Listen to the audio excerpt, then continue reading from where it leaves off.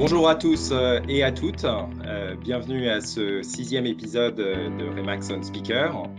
Voilà une semaine maintenant qu'on a commencé ce nouveau système qu'on apprend avec vous, de travail à la maison, de réorganisation.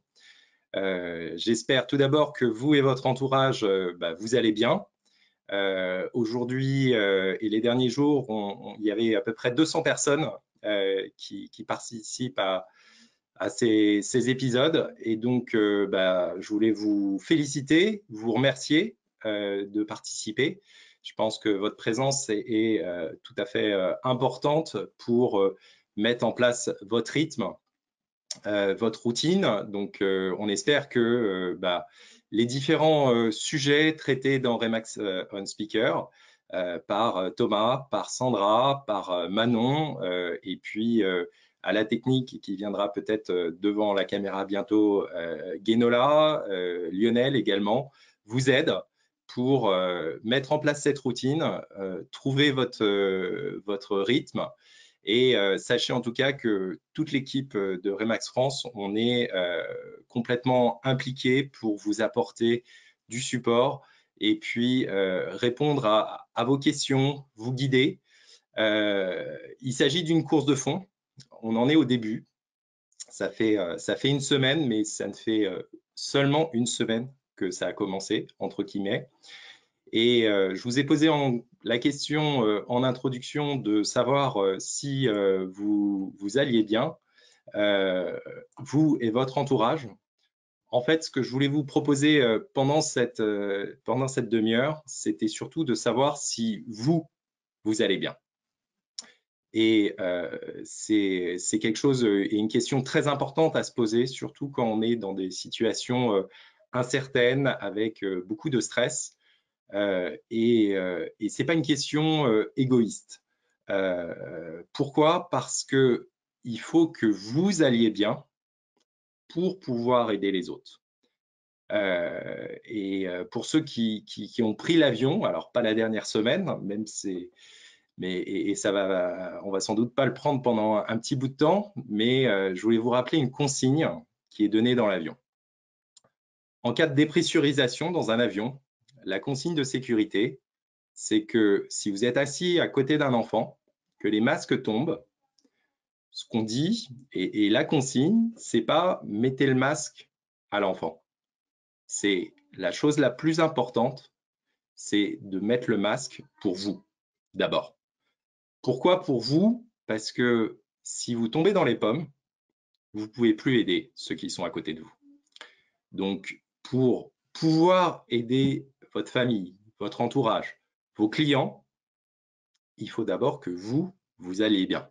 Il faut que vous preniez cette respiration, cet air frais, pour une fois que vous avez cet air frais et que vous êtes plus en danger, vous pouvez vous occuper des voisins. Vous pouvez vous occuper des enfants qui sont avec vous.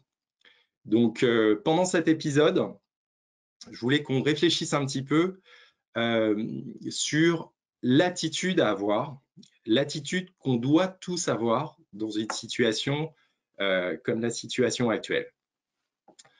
Il y a des choses comme le fait de rester calme, de garder son sang-froid, de prendre du recul, qui sont des choses très importantes pour pouvoir agir, pour pouvoir bien agir. Pas être en réaction de tout ce qui se passe, mais pouvoir avoir le recul nécessaire pour prendre la mesure de ce qui se passe. La situation est grave, mais aussi garder l'esprit clair pour prendre les bonnes mesures. La deuxième chose, c'est quand on a gardé son calme, c'est de pouvoir inspirer de la confiance. Il faut qu'on se nourrisse mutuellement de la confiance que l'on donne, pas rentrer dans un cycle de stress permanent, mais essayer de se rassurer, de se donner confiance les uns les autres. Et en soi, finalement, en un mot, c'est rester positif. Positif et réaliste, je ne vous demande pas d'être optimiste. On ne vous demande pas d'être optimiste. L'optimiste, c'est quelqu'un qui, quand il pleut, il espère qu'il va faire beau et il pense qu'il va faire beau. Le positif, quelqu'un qui a une attitude positive, c'est quelqu'un qui, quand il pleut, acte le fait qu'il pleuve et se pose la question de savoir si ça peut pas être aussi une opportunité, s'il n'y a pas aussi des choses positives dans le fait qu'il pleuve et sans masquer la situation, va prendre la décision de se concentrer sur les choses positives. Donc, l'optimisme, c'est un trait de caractère. Le fait d'être positif, c'est un choix. Ça demande de la discipline, ça demande du courage, ça demande des efforts.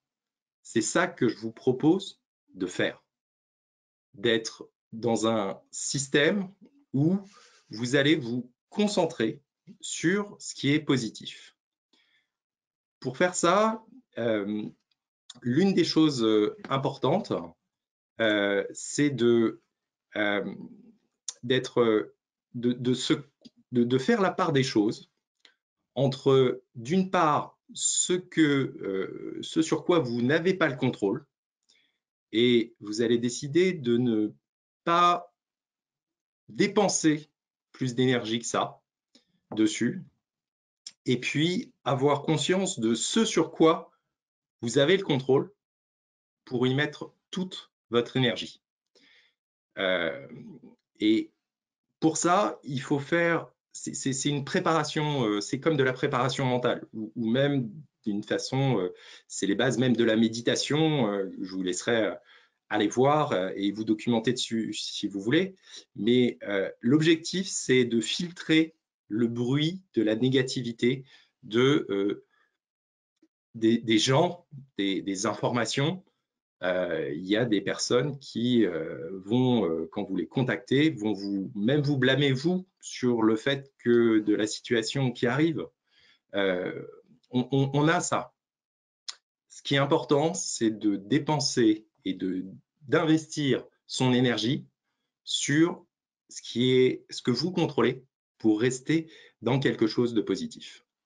Alors, pour ce faire, je voulais partager avec vous un visuel qu'on m'a transmis hier. Donc, je ne sais pas si vous les voyez.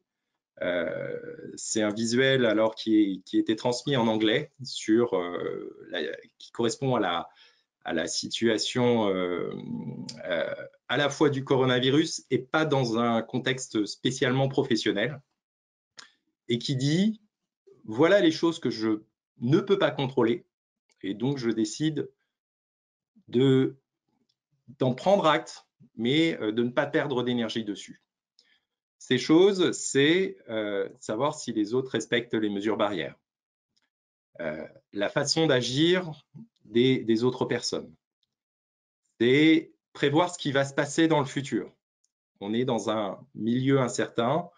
Je pense qu'aujourd'hui, il n'y a personne qui, il y a un mois, projetait le fait qu'il y ait des milliards de personnes sur Terre qui soient confinées chez eux à aujourd'hui. Ça va très vite, ça va aller très vite, il y a des choses qui vont bouger. On ne peut pas le prévoir. On peut essayer un peu d'y réfléchir, mais ça ne va pas changer les choses. Donc, il va falloir surtout s'adapter au fur et à mesure que ça arrive. Mais ça ne sert à rien de passer ses journées à se poser la question de savoir comment ça va être dans 15 jours, parce qu'on ne le sait pas encore.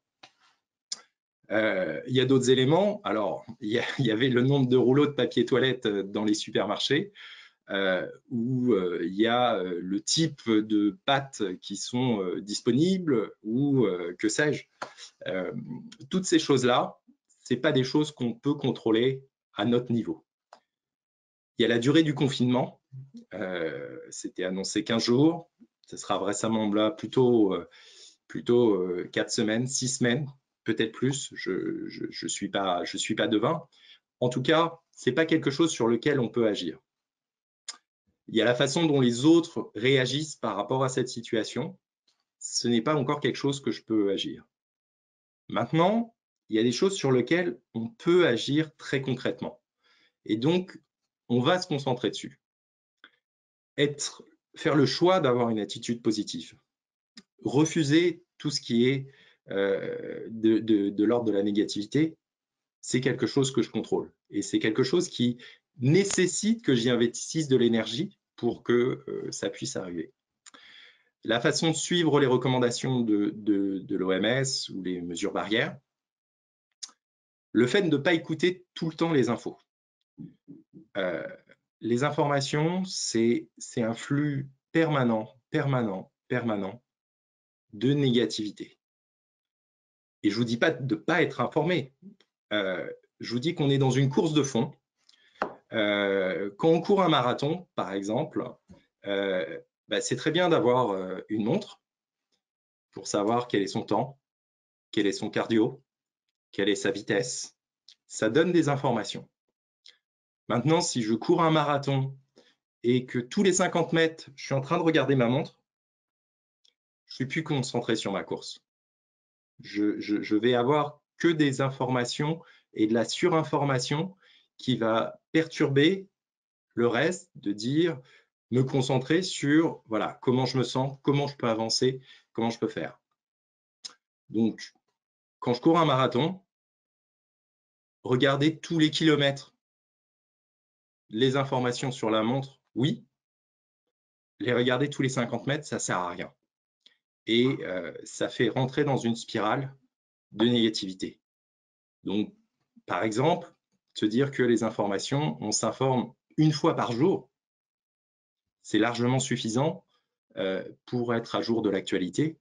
Il n'y a pas d'information qui, d'une heure à l'autre, nécessite qu'on soit tout de suite en train de cliquer sur les informations ou ça, parce que c'est du temps et de l'énergie qu'on ne peut pas consacrer à autre chose. Ensuite,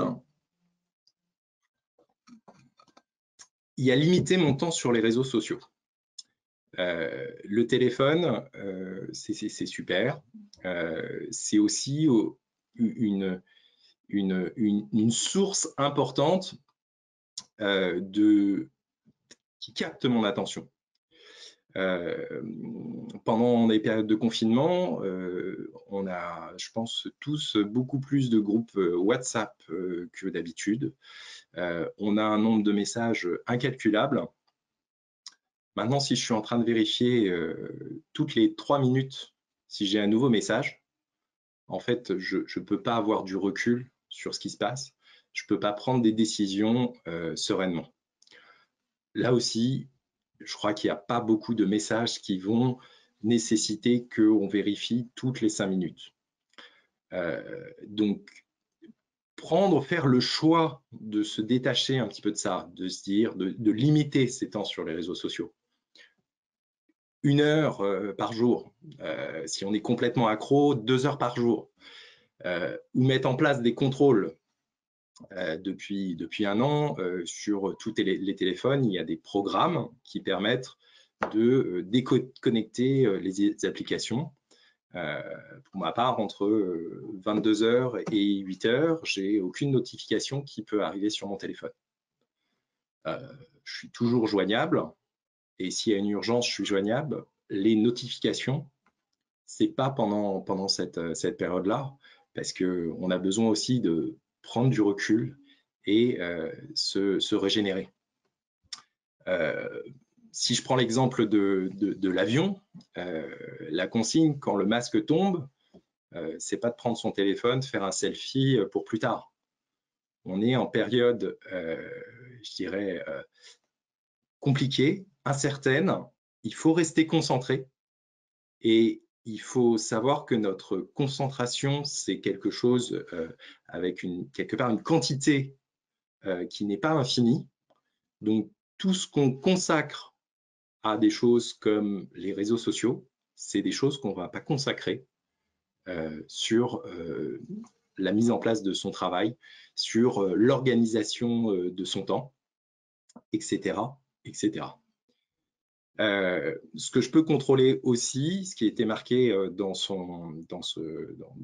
post, c'était effectivement trouver des choses sympas à faire à la maison pour tenir dans la durée, organiser son temps, et puis également être bienveillant et être empathique. Les qualités humaines, je l'ai dit la semaine dernière, les qualités humaines plus que techniques, aujourd'hui, sont primordiales. C'est ça qui va faire la différence. Je vais reprendre pour, voilà, sur le partage.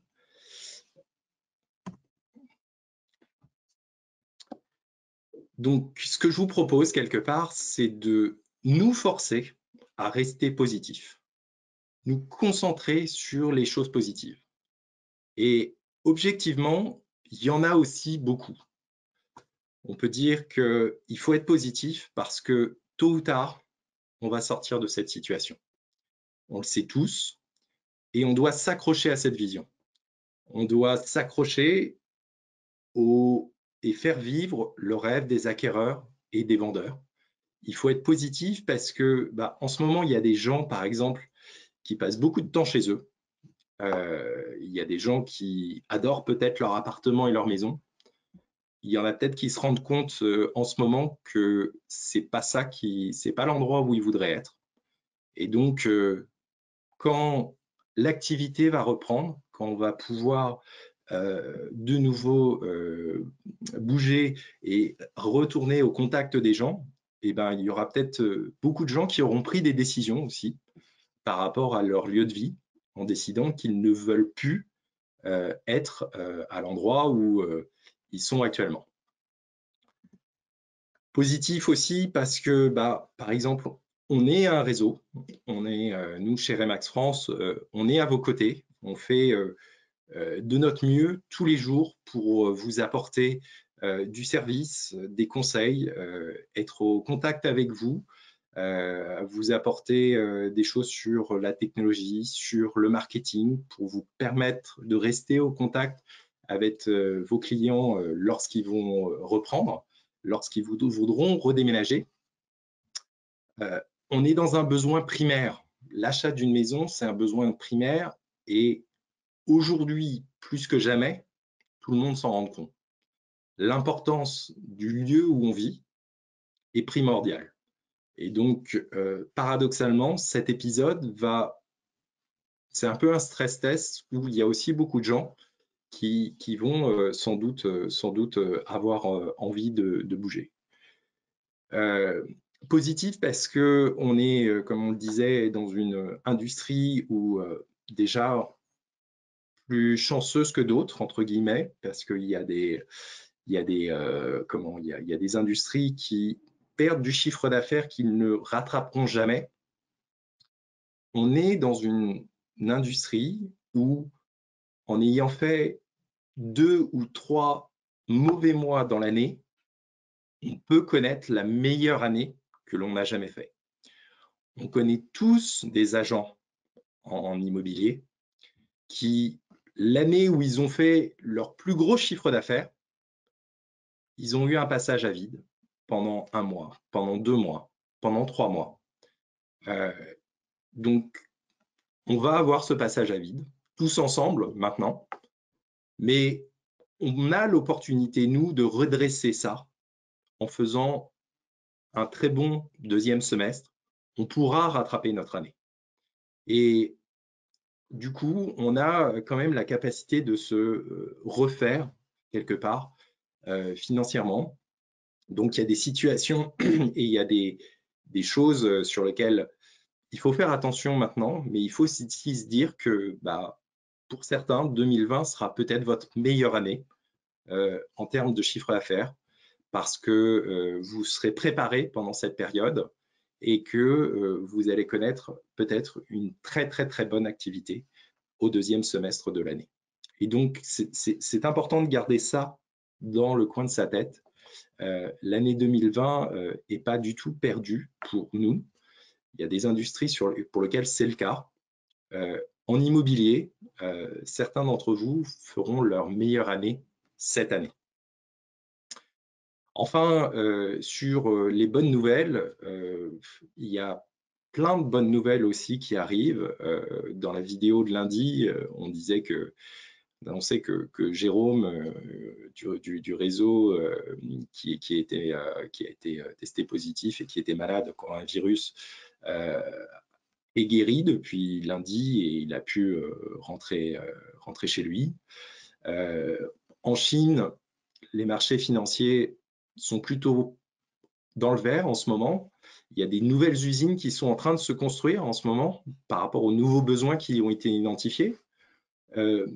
En Italie, la situation est dramatique en ce moment, mais même dans cette situation dramatique, il y a des points positifs qui sont en train d'apparaître ou de l'espoir, en tout cas, qui est en train de naître. J'étais avec Dario, le directeur régional de l'Italie, hier en visio, et qui disait que le fait qu'il commence à y avoir une stabilisation, même avec des petits soubresauts du nombre de morts en Italie et puis du nombre d'infectés, faisait que les gens commençaient à avoir un peu plus d'espoir et que ça s'améliorait également. Donc, on a des choses positives. Au sein du réseau Remax France, il y a 12 agents qui ont rejoint le réseau la semaine dernière. Il y a des compromis qui ont été signés. Il y a des offres qui ont été acceptées. Et donc, il y a plein de choses aussi positives qui se passent. Et il faut se concentrer dessus, il faut se nourrir de ça pour garder de l'énergie et pouvoir aller de l'avant au moment où ça va reprendre. Enfin, il y a quelque chose dont je voulais vous parler par rapport à l'organisation du travail à la maison. Alors, je vais pas revenir sur comment bien travailler en télétravail. Je crois que depuis une semaine, il y a un nombre de guides absolument astronomiques qui sont parus ou de posts pour dire qu'il fallait se lever tôt, se raser, bien s'habiller, faire du sport, etc. Et évidemment, oui, tout ça c'est important, mais je crois que maintenant vous le savez tout ça. Moi, il y a un point sur lequel je voulais revenir et puis vous proposer quelque chose. C'est de se dire que participer aux épisodes de Remax on Speaker, c'est très bien. Agir, c'est mieux. Donc, tout d'abord, j'espère que tout le monde, vous prenez des notes de ces différents épisodes. Il y a plein de choses différentes qui vous sont données avec des interventions de Thomas, de Sandra, de Manon. Moi, on vous donne des choses différentes. Si vous voulez qu'il reste quelque chose, si vous voulez également que quelque part vous puissiez agir, ce que je vous propose, c'est que à la fin de chaque épisode, vous écriviez à la fin de vos notes, aujourd'hui, je vais faire ta ta ta. Aujourd'hui, je vais faire ta ta ta. Et après chaque épisode, vous dites aujourd'hui, pas dans 8 jours. Aujourd'hui, compte tenu de ce qui m'a été dit aujourd'hui, compte tenu de ce que j'ai appris, je prends la décision simple de rajouter une pierre à l'édifice. Et l'objectif, c'est que tout ce qu'on vous donne pendant ces épisodes de Remax on Speaker, ça ne devienne pas comme les résolutions de bonne année, où le premier, tout le monde dit qu'il va faire quelque chose, et puis on reporte ça au lendemain et au lendemain. Et puis, on sait que les résolutions de bonne année qui n'ont pas été mises en place le 3, elles ne seront jamais mises en place. Donc, faites ce contrat avec vous-même, et c'est pour ça que c'est important de l'écrire. Pas de se le dire, mais de l'écrire. Vous écrivez, aujourd'hui, je vais faire ceci. Vous faites un contrat avec vous-même, vous le mettez en place, Ça n'a pas besoin d'être quelque chose de révolutionnaire, mais c'est aujourd'hui, par rapport à ce que j'ai appris sur les réseaux sociaux hier de Manon, je fais ça. Aujourd'hui, par rapport au côté positif, je vais faire ça. Et ensuite, on passe le contrat avec soi-même pour le mettre en place. Et petit à petit, au fur et à mesure de tous ces épisodes, si chaque jour vous prenez une décision simple de changement, vous verrez qu'à la fin du confinement, vous aurez pu transformer complètement votre façon de travailler et également votre attitude. En tout cas, c'est ce que je vous souhaite. Enfin, on voulait partager avec vous justement un visuel qui vient de Remax, que vous avez peut-être vu sur les réseaux sociaux